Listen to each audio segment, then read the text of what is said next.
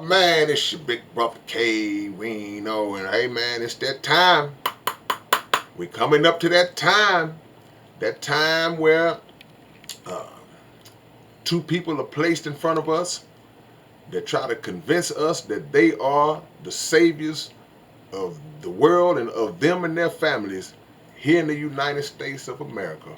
We are in election season, national election season. I think that one of the biggest scams and deceptions and tricks that have been played on the American people has been the national elections, the voting for the president, the voting for the presidency of the United States.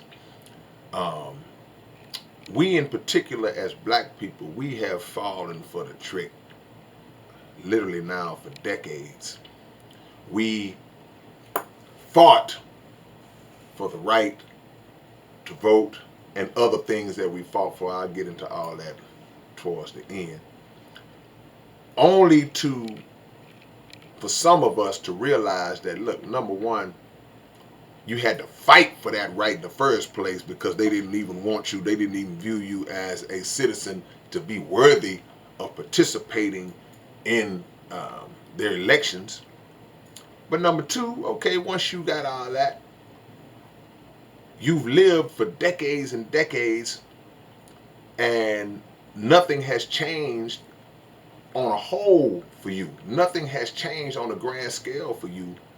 But yet every 4 years we find ourselves right back in the game, right back in the mix, arguing at work, arguing at home with your family members, arguing at school, wherever you hang out, debating over two individuals who are personal agenda driven and who are also driving the agenda of a hidden hand that we don't see, and are campaigning every 4 years when that time comes to try to gain your trust and your confidence by telling a bunch of lies to you about things that they either were never planning to do, can't do, or don't even want to hear you say you want them to do. But the smiles are there, the visits are there. I already see it. I already see Biden going to the events, and the campaign trail is popping.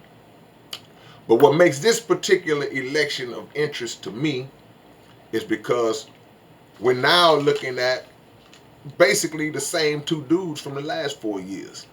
The same two guys from the last 4 years are going to be the same two guys this election season.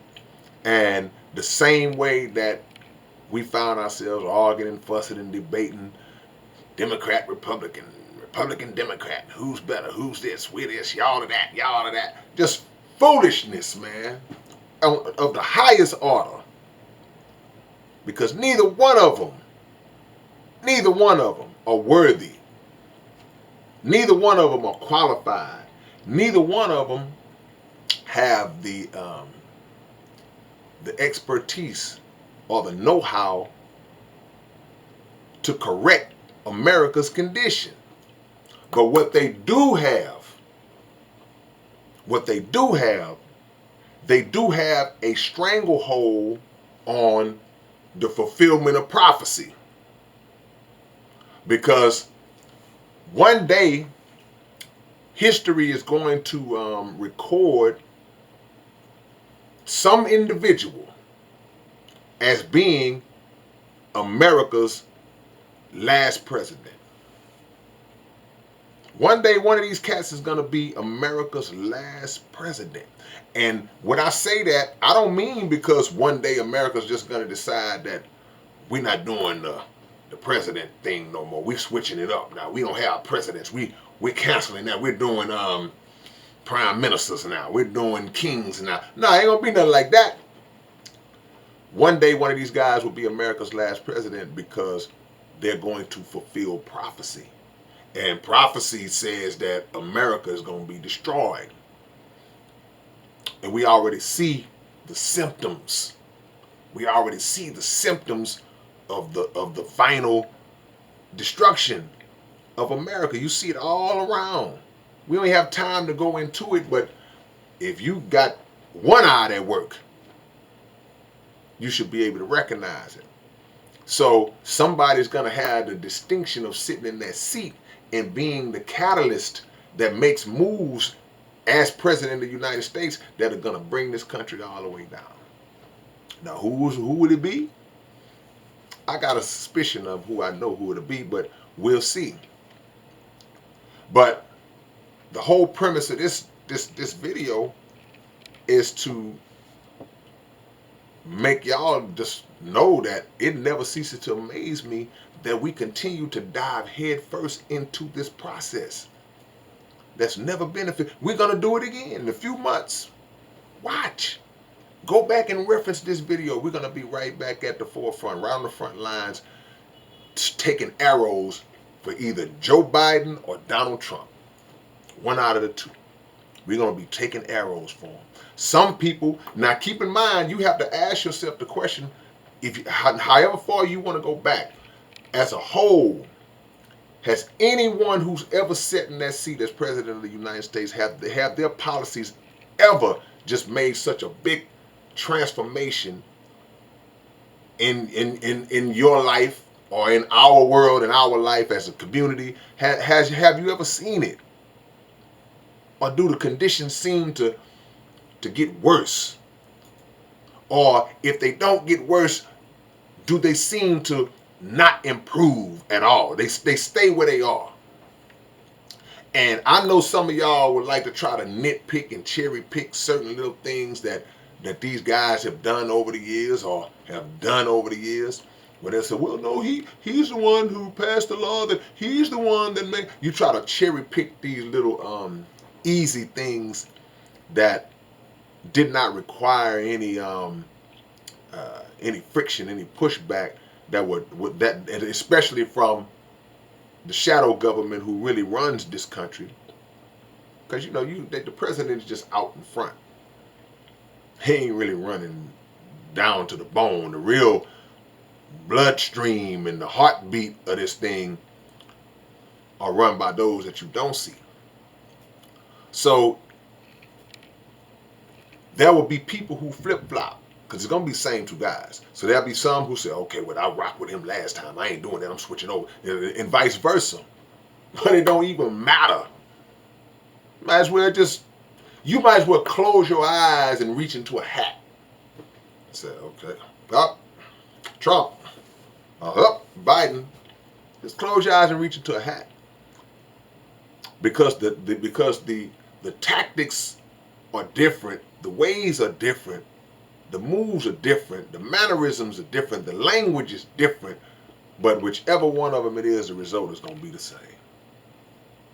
And that's going to be bad news for us as black people, for the citizens of America on a whole, and for America on a whole. So when will we stop?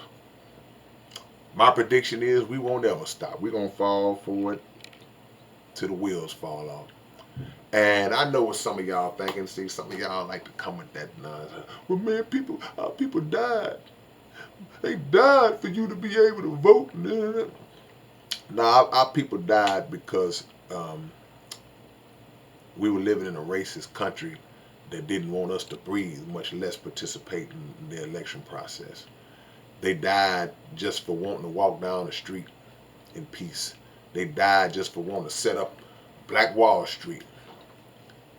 They died just for wanting to go in a restaurant and get something to eat. They died just for wanting to exist and get a job. And so don't just try to lump that in there and say, well, that's the justification of why you should vote. And if you don't vote, you can't complain. The hell I can't. I'm complaining about y'all voting in these national elections. I don't have a problem with the local elections. I don't. Because you can reach out and touch these people. You can actually talk to them, get a hold. They can actually affect change in a microcosm. But these national elections, man, we still falling for that. Amazing. The biggest trick, one of the biggest tricks they have played on us, man. We are on autopilot. automatically remote control programmed to look at TV and say, ooh, time for me to go vote so nothing can change. Your voting will change one thing. The continuation of your voting will change one thing. It will um, help to usher in the destruction of America, which is prophesied. It's in the book. I didn't write it. I didn't make it up. But we'll see, man.